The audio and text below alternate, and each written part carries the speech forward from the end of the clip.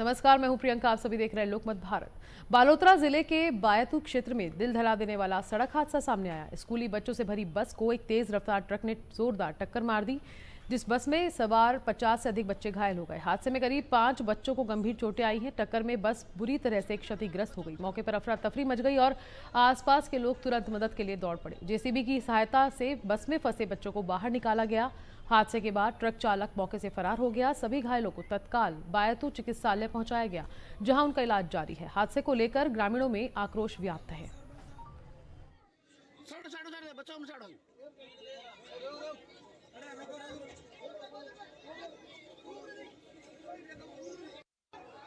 कुंभलगढ़ वन्यजीव अभयारण्य क्षेत्र में लगी भीषण आग चौथे दिन भी बेकाबू बनी हुई है।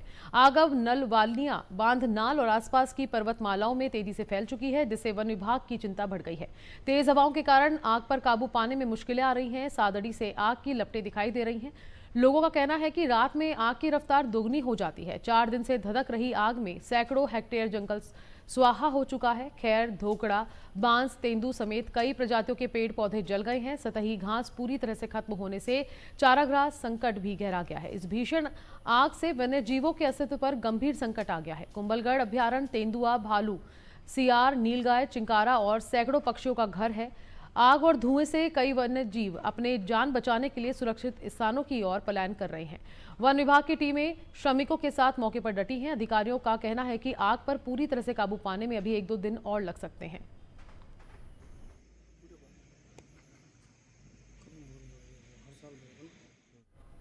सांवलिया महादेव प्रतिष्ठान द्वारा राजराजेश्वर सरोवर की पाल पर स्थित सांवलिया महादेव मंदिर में शिव परिवार की पूर्ति प्राण प्रतिष्ठा समारोह आयोजित किया गया। इस मौके पर मंदिर शिखर पर ध्वज दंड की स्थापना की गई।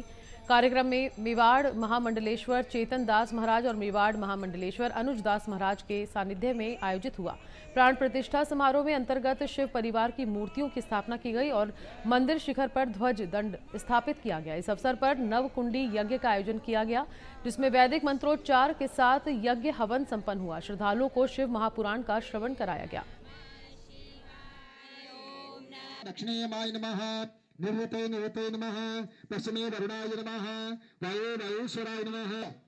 हम घर से बाहर निकल सांवलिया के भदेसर उपखंड क्षेत्र में मंशापूर्ण धाम पोटला कला के मंशापूर्ण महादेव की तृतीय वैवाहिक वर्षगांठ के अवसर पर हरिहर मिलन कार्यक्रम का आयोजन किया गया। इस मौके पर सांवलिया जी में शोभा यात्रा निकाली गई। भगवान भोलेनाथ और सांवलिया सेठ के मिलन के साथ हरिहर मिलन शोभा यात्रा का समापन हुआ। जीजी मां चंदा श्री के सानिध्य में ये हर मिलन कार्यक्रम रखा गया, जिसके तहत राधा कृष्ण मंदिर के मार्ग में स्थित श्री गढ़ी का देवरा मंदिर परिसर से विशाल भव्य शोभा यात्रा प्रारंभ हुई, जिसमें बड़ी संख्या में पुरुषों, महिलाओं और बच्चों ने उत्साह के साथ भाग लिया।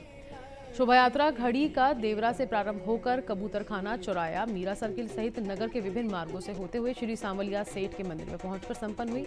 शोभा यात्रा में कबूतरखाना, चौराया पर सामूहिक घूमर, पंक्तिबद्ध मातृशक्ति आत्मरक्षा का संदेश देते हुए बालिकाओं ने शस्त्र प्रदर्शन किया। शोभा यात्रा का मार्ग में कई जगह पुष्प वर्षा से स्वागत हुआ।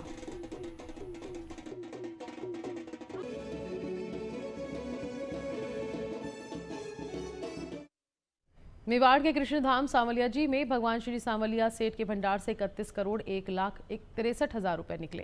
कृष्ण पक्ष की चतुर्दशी को भगवान श्री सांवलिया सेठ के 2 दिवसीय मासिक मेले के पहले दिन ठाकुर जी का भंडार खोला गया। चारों चरणों की गणना के बाद ठाकुर जी के भंडार से इस महीने अब तक 31 करोड़ 1,63,000 रुपए की राशि प्राप्त हुई। ठाकुर जी के भंडार से प्राप्त सोना और चांदी का वजन करना और मंदिर मंडल भेंट कक्ष कार्यालय में नगद और मनी ऑर्डर के रूप में प्राप्त राशि की गणना करना और भेंट स्वरूप प्राप्त सोना और चांदी का वजन करना अभी बाकी है।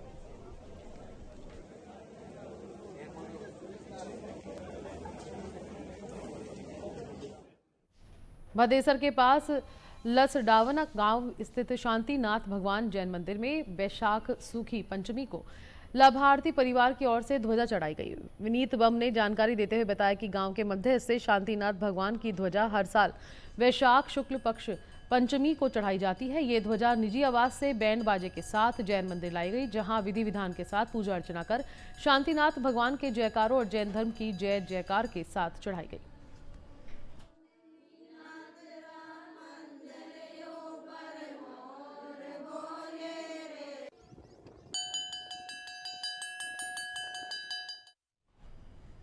झुंझुनू की पॉक्सो कोर्ट ने मासूम बालिका से दुष्कर्म के मामले में ऐतिहासिक फैसला सुनाते हुए आरोपी संत कुमार को आजीवन कारावास की सजा सुनाई है। कोर्ट ने दोषी पर 1,90,000 रुपए का अर्थदंड भी लगाया है। मामला 5 मई 2025 का है। पुलिस द्वारा पेश किए गए आरोप पत्र के बाद न्यायालय ने 27 गवाहों के बयानों और 104 दस्तावेजों को मुख्य साक्ष्य बताते हुए आरोपी को दोषी करार दिया।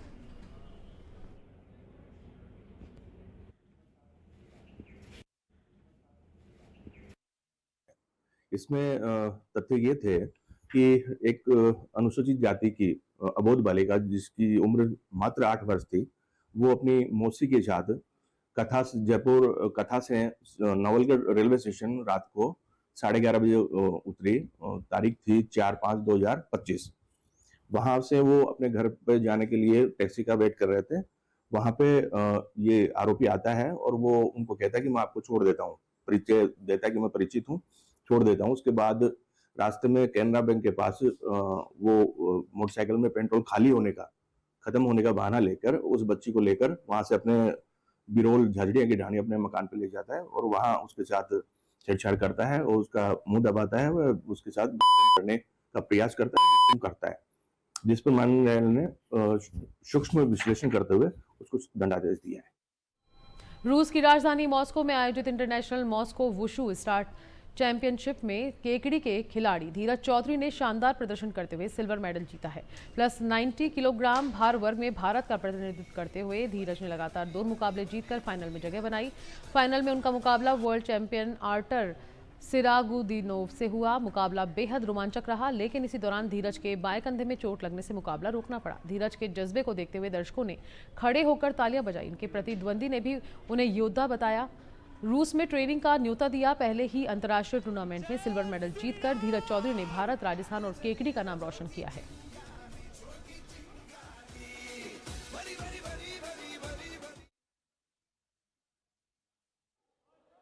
श्री माधोपुर क्षेत्र के भारणी गांव में यूडीएच मंत्री झाबर सिंह खर्रा की सुपुत्री अर्चना के विवाह समारोह में भव्य और शाही आयोजन देखने को मिला। विवाह में राजनीतिक और प्रशासनिक जगत की अनेक बड़ी हस्तियों ने शिरकत की।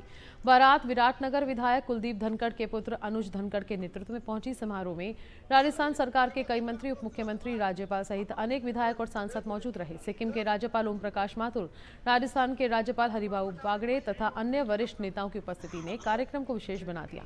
पुलिस द्वारा राज्यपाल को गार्ड ऑफ ऑनर भी दिया गया। पूरे आयोजन के दौरान वीआईपी प्रोटोकॉल और सुरक्षा व्यवस्था के कड़े इंतजाम किए गए, जिन्हें रींगस के अतिरिक्त पुलिस अधीक्षक दीपक कुमार गर्ग और डीवाईएसपी राव आनंद कुमार ने संभाला। बड़ी संख्या में अतिथियों ने नव विवाहित दंपत्ति को आशीर्वाद दिया। ये विवाह समारोह क्षेत्र में चर्चा का विषय बना हुआ है।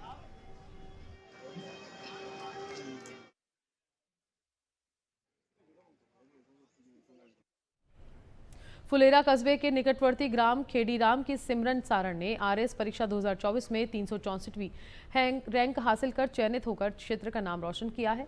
उनकी इस उपलब्धि पर क्षेत्रवासियों ने उनके निवास स्थान पर भव्य स्वागत एवं सम्मान समारोह आयोजित किया। कार्यक्रम में फुलेरा विधायक विद्याधर चौधरी सहित अनेक गणमान्य लोगों ने सिमरन सारण को बधाई दी, उनके उज्जवल भविष्य के लिए शुभकामनाएं प्रेषित की। सिमरन के पिता पोखरमल सारण ने बताया कि उनकी बेटी शुरू से ही पढ़ाई में मेधावी रही है और परिवार का सपना प्रशासनिक सेवा में जाने का था, जिसे सिमरन ने अपनी मेहनत, लगन और समर्पण से पूरा किया। उन्होंने कहा कि उपलब्धि न केवल परिवार बल्कि पूरे गांव और क्षेत्र के लिए गर्व का विषय है। इस अवसर पर उपस्थित लोगों ने सिमरन को आगे बढ़ने और प्रशासनिक सेवा में ईमानदारी एवं निष्ठा के साथ कार्य करने का आशीर्वाद दिया। को कितनी खुशी हो रही है। आज इस परिवार के अंदर एक खुशी का माहौल है, क्षेत्र में माहौल है। और कैसी आप किस तरह देखते हैं इसको? अनलिमिटेड खुशी है। कैसा योगदान रहा है, क्या जो एग्जाम किया है इन्होंने और उसके बारे में कैसी परिस्थितियों के बीच के अंदर? 100% उम्मीद थी और हमारा कॉन्फिडेंस था। वो कॉन्फिडेंस बिटिया ने 100% पूरा किया। हमें तो 10th से पता था। इतना और कॉन्फिडेंस था। चलो थैंक। फील कर रही हूँ बहुत ज़्यादा कि ये नहीं, मैं आरएएस बनी हूँ। मुझे इतनी ज़्यादा खुशी हो रही है और मुझे ऐसा लग रहा है कि एक मीठा सपना है जिससे मैं उठने वाली हूँ, पर मेरे को उठना नहीं है। अब आपकी क्या तैयारियां रही है? मैं भविष्य में टीचर बनना चाहती हूँ और मैंने इसके लिए एग्जाम भी क्वालिफाई किया है, क्योंकि मुझे दीदी के जैसे बहुत सारे बच्चे आईएएस आरएएस बनाने हैं। इसलिए मेरे हाथों में देश का भविष्य होना चाहिए, मेरा ये मानना है। आपका शुभ नाम? मेरा नाम खुशी सारण है। अभी के लिए फिलहाल इतना ही। मैं लेती हूँ इजाजत। नमस्कार।